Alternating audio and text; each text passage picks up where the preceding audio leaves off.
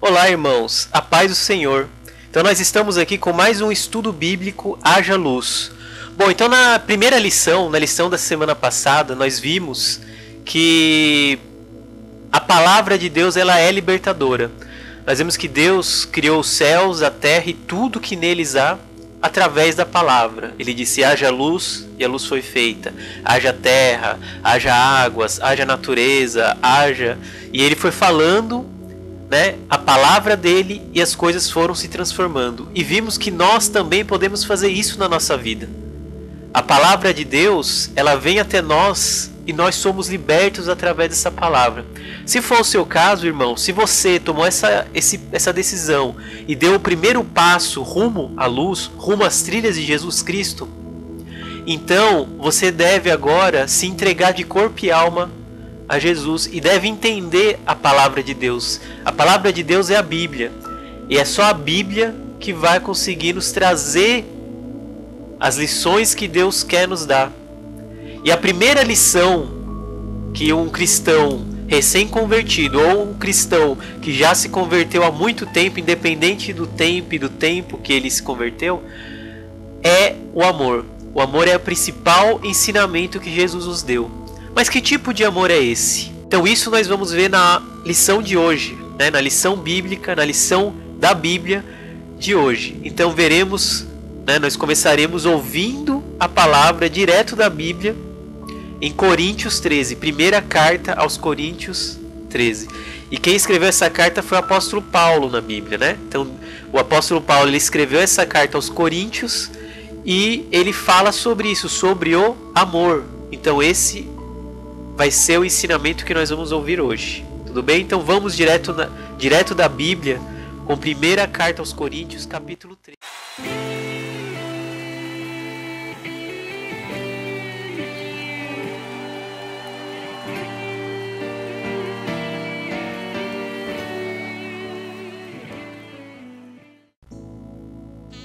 Eu passo agora, irmãozinhos, a mostrar-lhes um caminho ainda mais excelente. Ainda que eu fale as línguas dos homens e dos anjos, se não tiver amor, serei como o sino que ressoa ou como o prato que retine. Ainda que eu tenha o dom de profecia e saiba todos os mistérios e todo o conhecimento e tenha uma fé capaz de mover montanhas, se não tiver amor, nada serei. Ainda que eu dê aos pobres tudo o que possuo e entregue o meu corpo para ser queimado, se não tiver amor, nada disso valerá. O amor é paciente, o amor é bondoso, não inveja, não se vangloria e não se orgulha, não maltrata, não procura seus interesses e não se ira facilmente, não guarda rancor. O amor não se alegra com a injustiça, mas ao contrário, ela se alegra com a verdade. Tudo sofre, tudo crê, tudo espera, tudo suporta. O amor nunca perece, mas a profecia desaparecerá. As línguas cessarão e o conhecimento passará, pois em parte conhecemos e em parte profetizamos. Quando, porém, vier o que é perfeito, o que é imperfeito desaparecerá. Quando eu era menino, falava como menino, eu pensava como menino e raciocinava como um menino. Quando me tornei homem, deixei para trás as coisas de menino. Agora, pois, vemos apenas um reflexo obscuro como em espelho, mas então veremos face a face. Agora eu conheço em parte, então conhecerei plenamente, da mesma forma como sou plenamente conhecido. Assim, permanecem agora esses três: a fé, a esperança e o amor. O maior deles, porém, é o amor.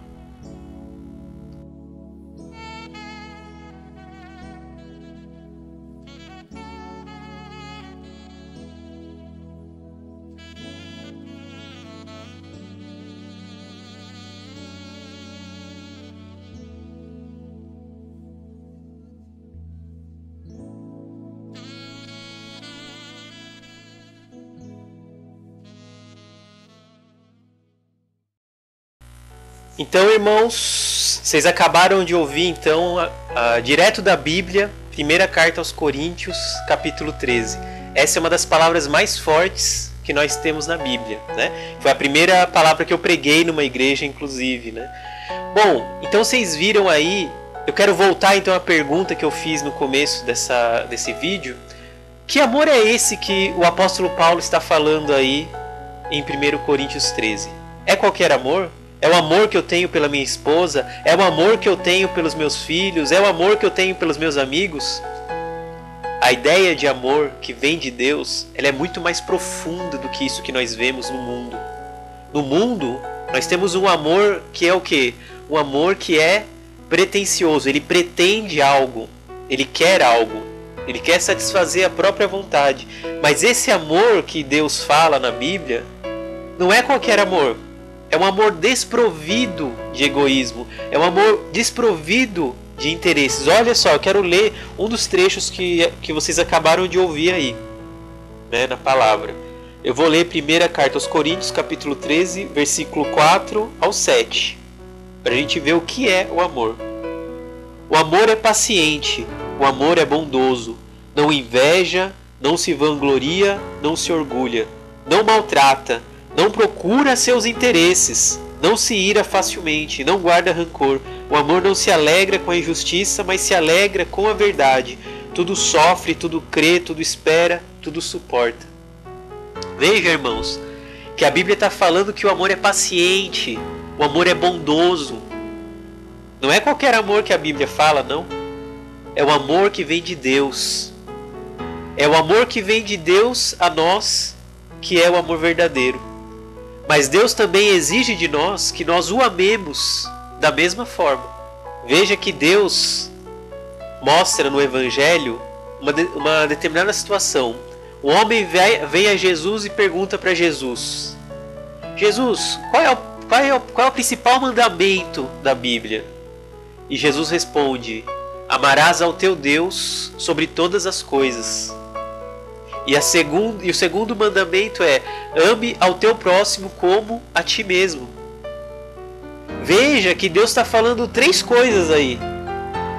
Que nós devemos amar a Deus acima de todas as coisas. Que nós devemos amar os nossos irmãos. E terceiro, que nós devemos amar aos nossos irmãos como a nós mesmos. Nós devemos amar ao próximo mais do que a nós mesmos? Não. Nós temos que amar na mesma medida. Na mesma medida que eu me amo, eu devo amar ao próximo. E na mesma medida que eu amo o meu próximo, eu devo amar a mim. Quer dizer, no mesmo nível. Só que tem um amor que deve estar acima disso. É o amor que nós temos a Deus. É desse amor que se trata a Bíblia. Esse é o amor que vem de Deus e que Deus exige que nós pratiquemos na nossa vida. Deus quer que a gente pratique. Deus quer que nós pratiquemos o amor ao próximo como a ti mesmo. Eu amo amar ao próximo como a mim mesmo. E amar a Deus sobre todas as coisas. Eu devo amar ao Deus sobre a minha família. Eu devo amar a Deus mais do que eu amo a minha esposa, mais do que eu amo aos meus filhos, aos meus amigos. Esse é o amor verdadeiro. Olha o que está escrito na Bíblia no Evangelho segundo João, capítulo 3, versículo 16. Porque Deus amou tanto o mundo que deu o seu Filho unigênito para que todo o que nele crer não pereça, mas tenha a vida eterna. Veja que Deus fala aqui, né, através do apóstolo João, que Ele amou o mundo de tal maneira que deu o seu Filho unigênito. Ele entregou o Filho único que Ele tem. Ele tem um Filho unigênito, que é Jesus Cristo. E Ele trouxe Jesus ao mundo para que seja sacrificado por nós. Então, por causa da condenação que Jesus Cristo sofreu no mundo, nós fomos perdoados pelos nossos pecados. Deus nos ama de tal maneira que Ele praticou esse amor desse jeito. Ele deu o filho. Quem aqui no mundo daria o seu filho por Deus? Olha só, e Deus não pede isso para nós, não pede que a gente sacrifique nosso filho. Mas veja que uma pessoa, um homem, foi tentado da mesma maneira. Veja em Gênesis capítulo 22. Deus prova Abraão. Passado algum tempo, Deus pôs Abraão à prova, dizendo-lhe: Abraão, ele respondeu: Eis-me aqui. Então disse Deus: Tome seu filho, seu único filho, Isaque, a quem você ama, e vá à região de Moriá. Sacrifique-o ali como holocausto, num dos montes que lhe indicarei. Veja, olha o que Deus pediu a Abraão. Deus pediu que Abraão desse o seu filho único, a quem ele ama tanto, por sacrifício a Deus, para mostrar que ele o ama. Será que Abraão fez isso? Vamos continuar lendo, mas eu vou ler a partir do versículo 6.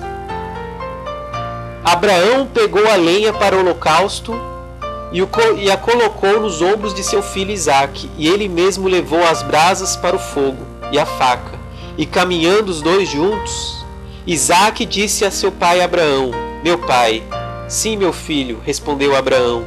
Isaque perguntou: As brasas e a lenha estão aqui, mas onde está o cordeiro para o holocausto? Respondeu Abraão: Deus mesmo há de prover o cordeiro para o holocausto, meu filho. E os dois continuaram a caminhar juntos. Veja que Abraão estava levando seu filho para ser sacrificado. E Isaque, que é o filho de Abraão, ele percebeu isso. Falou: pai, está tudo aqui que a gente vai precisar para o holocausto, mas cadê o cordeiro para ser sacrificado? E aí, o que Abraão fez? Ele disse ao seu filho: Deus proverá, meu filho. Deus proverá o cordeiro para sacrifício. Abraão tinha fé de que isso iria acontecer. Isaque era o filho único de Abraão. Veja só, vamos ver o que aconteceu. Vamos para o versículo 10. Então estendeu a mão, Então Abraão estendeu a mão e pegou a faca para sacrificar seu filho. Mas um anjo do Senhor o chamou do céu: Abraão, Abraão! Respondeu ele: Eis-me aqui. E disse o anjo: Não toque no rapaz, não lhe faça nada. Agora sei que você teme a Deus, porque não me negou o seu filho, o seu único filho. Veja, irmão, Abraão estava prestes a sacrificar o seu filho. Ele estava prestes a fazer isso. Ele estava com o punhal na mão para sacrificar, e quando estava perto, o anjo disse: Abraão, Abraão! E ele: Eis-me aqui. Olha, aqui nós temos uma lição valiosa da Bíblia. Nós devemos estar sempre prestes a ouvir o chamado de Deus. Isso é amor. Nós devemos estar o dia inteiro, 24 horas por dia, todos os dias da nossa vida, prontos para ouvir a palavra de Deus. Nós devemos estar prontos a receber. Se nós amamos Deus do jeito que a palavra de Deus fala, então nós devemos estar prontos a ouvir. Abraão esteve pronto. Ele ia sacrificar, só que na hora, se ele não ouvisse o anjo chamando ele, se ele não ouvisse, ele teria sacrificado. E aí? O que teria acontecido? Mas Deus percebeu o que Abraão iria fazer. Então Deus impediu Abraão de que fizesse, porque Deus não queria que Abraão fizesse isso. Porque sacrificar o próprio filho é demais. Deus não dá a ninguém uma provação que ele não possa aguentar. Está na Bíblia. A Bíblia fala isso para nós. Que Deus não dá a ninguém o fardo de uma provação que ele não consegue aguentar. Se eu não consigo aguentar, Deus não vai permitir. Mas agora, se eu aguento, se eu estou sofrendo o que eu estou sofrendo, é porque Deus me ama. É porque Deus permite, porque eu aguento, para eu poder me conhecer até onde eu vou com esse amor a Deus. Se eu amo, eu devo estar atento a ouvir a palavra de Deus, seja onde for, até mesmo na internet, até mesmo no YouTube. Onde for, eu devo estar prestes a ouvir. Na minha vida, no trabalho, Deus usa seus servos também para falar com a pessoa no trabalho, que é o momento mais tenso talvez do seu dia, seja o momento talvez mais tenso, mas Deus usa os seus servos no teu trabalho. Deus usa os teus servos no meio da rua, no meio do seu sonho. Deus usa os anjos do Senhor. Deus usa os seus anjos para falar com você no sonho também. Então Deus usa, então você tem que estar atento à palavra, porque você ama a Deus. Então vamos voltar lá para a palavra de 1 Coríntios, primeira carta aos Coríntios, capítulo 13, né? Vamos lá. Então aqui, ó, vamos voltar, eu quero voltar aqui, ó. Versículo 4 do capítulo 13. O amor é paciente, o amor é bondoso, o amor não inveja, não se vangloria, não se orgulha, não maltrata, não procura seus interesses. O amor não é interesseiro, eu não quero amar alguém, eu não posso amar alguém para ter algo em troca, por um interesse. Eu devo amar a pessoa independente de qualquer coisa. Amar a Deus, amar ao próximo e amar a mim mesmo. Eu devo me amar também. Ó, o amor não se alegra com a injustiça, mas se alegra com a verdade. A verdade qual é? A verdade é a Bíblia, a palavra de Deus. Tudo sofre, tudo crê, tudo espera, tudo suporta. Então se você ama a Deus, você suporta todas as provações que o diabo está fazendo contra você. Você aguenta. E agora eu quero terminar, né, falando sobre o versículo 13. Ó. Assim permanecem agora esses três: a fé, a esperança e o amor. O maior deles, porém, é o amor. Veja, irmão. Veja aqui, irmão. Nós temos aqui a fé, a esperança e o amor. Deus está falando para você que o amor é mais importante do que a fé e do que a esperança. Por que isso? A fé, eu tenho que ter fé? Eu tenho que ter fé. Deus não está falando que eu não devo ter fé. Eu devo. A fé é que vai me salvar. Mas, quando Jesus chegar, quando o que é perfeito chegar até nós, até a terra, quando ele voltar, porque ele está para voltar, e quando ele voltar, todo mundo vai crer em Jesus quando ele voltar. Todo mundo vai se arrepender do que fez. Ai, eu não me entreguei a Jesus, eu não ouvi a palavra enquanto era tempo, agora não dá mais tempo. Todo mundo vai se arrepender. Só que nessa hora não vai mais ter tempo. O tempo é agora, o tempo da nossa salvação é agora, o tempo da nossa entrega é agora, o tempo de nós crermos em Jesus é agora. Agora é o tempo da fé. Por quê? Porque Jesus não está aqui na minha frente, então a fé é importante, eu vou ter fé agora. Eu vou ter esperança, eu tenho esperança na vida de Jesus, eu espero Jesus. Mas quando Jesus chegar, não vai mais existir fé. Por quê? Porque não vai mais precisar, ele vai estar na minha frente. Então, independente de eu crer ou não, Jesus vai estar na minha frente. Então não vai mais precisar de fé, porque eu estou vendo Jesus. Porque a fé é a forte convicção de algo que eu não vejo. Então se eu não vejo Jesus hoje, eu tenho que ter fé. E esperança. Quer dizer, eu espero algo que aconteça na minha vida. Eu espero que Jesus volte. É esperança. Mas o amor, depois que Jesus chegar, o amor vai continuar. A fé e a esperança vão acabar. Porque não vou mais precisar. Não vou mais precisar esperar. Mas agora, o amor é algo que vai se sobressair. É algo que vai continuar depois que Jesus voltar. O amor é eterno. Olha a importância do amor. Então essa é a mensagem que Jesus nos deu através da Bíblia. Né? É a palavra direto da Bíblia. Bom, gente, então eu espero que vocês tenham gostado, que vocês tenham ouvido, que vocês tenham sentido a presença de Deus, porque eu senti enquanto eu estava ministrando a palavra, eu senti a presença de Jesus no meu coração.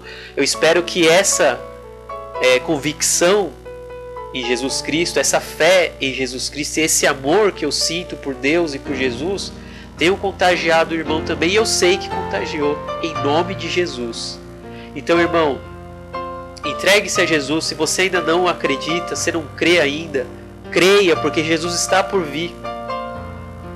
E se você se entregou a Jesus já, mesmo que faça tempo, né, que tem gente que está aí há mais de 30 anos, 40 anos crendo em Jesus, glória a Deus. Continue crendo, continue na esperança, na fé e principalmente no amor, que é o que Jesus fala que é o principal mandamento de Deus. O principal mandamento é: amarás a Deus acima de todas as coisas, ame ao próximo como a ti mesmo. Então, Deus abençoe vocês, e até a próxima.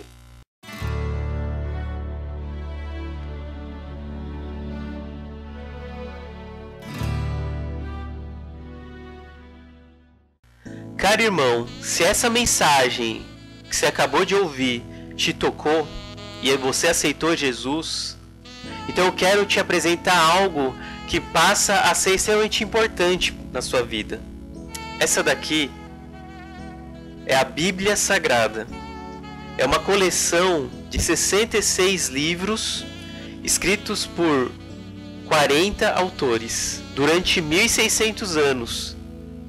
Ou seja, não foi uma reuniãozinha que todos os autores fizeram e decidiram: nós vamos escrever a Bíblia Sagrada. Não, irmãos. 1600 anos é muito tempo, né? E um autor não teve contato com o outro. Então, para vocês terem uma ideia, todos esses livros, os 66 livros, foram escritos por mãos humanas. Mas elas apresentam apenas uma voz a todos vocês. É uma voz que está sendo representada aqui nesses 66 livros. Trata-se da voz de Deus, porque Deus inspirou cada um deles. Quando eu vou pregar a palavra de Deus e falar sobre a importância desse livro na vida das pessoas, muitas delas têm me respondido da seguinte maneira. Eles vêm e falam para mim: ah, mas é um livro muito grande, é difícil entender, eu não entendo, é um mistério para mim. Irmão, esse livro não é um mistério, ele é uma revelação, ao contrário. Uma coisa é um mistério que a gente não consegue entender, outra coisa é uma revelação que Deus faz a nós. Se não fosse a Bíblia, a gente nem saberia da existência de Deus, e Deus é o Criador dos céus e da terra. Mas para você que olha para esse monte de livro e não sabe onde começar a ler, eu quero dar duas dicas importantes. Uma dica é: começa pelos Salmos. Vamos lá, abre os Salmos. O livro de Salmos trata-se de mensagens poéticas, né?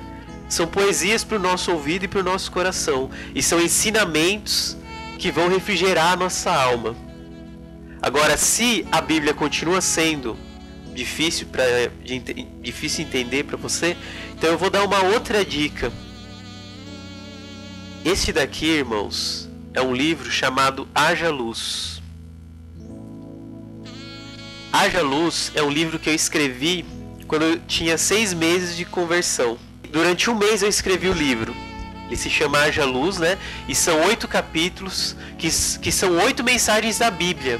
Então é um livro que pode aí ser um ponto de partida para ler a Bíblia, porque o Haja Luz ele mostra como o mundo foi criado por Deus, né? Haja luz foi a palavra que Deus disse: haja luz, e a luz foi feita. A luz é a primeira condição da nossa existência. É uma batalha espiritual que se trava em nossa volta e a gente nem sabe, a gente não consegue ver, a gente não consegue tocar, mas essa batalha existe. Então eu apresento essa batalha, eu apresento esse universo espiritual que nós não vemos nesse livro. E é uma forma de orientação da Bíblia, né? Se você não sabe por onde começar, comece com um livro sobre a Bíblia. Ou se você já conhece, se você já é convertido há muito tempo, ela pode servir também para buscar informações sobre a Bíblia. Se você quiser adquirir esse livro, você pode entrar no site www.hajaluz1.com e lá tem os meus textos. Também há um outro livro que eu vendo lá também nesse blog, que é meu também, se chama A Base Sobrenatural da Salvação. Esse eu acabei de publicar, né? E ele fala sobre a salvação, como conquistar a salvação. Você não pode perder. Então a dica que eu queria dar era essa dica, né? E leiam a Bíblia, não deixem de buscar Deus, vão aos cultos da igreja, que também é importante, também é pregada a palavra de Deus, ilumina a nossa vida, reforça a nossa fé, renova o nosso espírito, né? E orem todos os dias. Eu estou orando por você, então você vai ser abençoado, tenho certeza, assim como Deus me abençoou com esses livros que eu estou escrevendo, você também será abençoado, em nome de Jesus Cristo. Então a paz do Senhor seja multiplicada no coração de vocês e até a próxima. Tchau.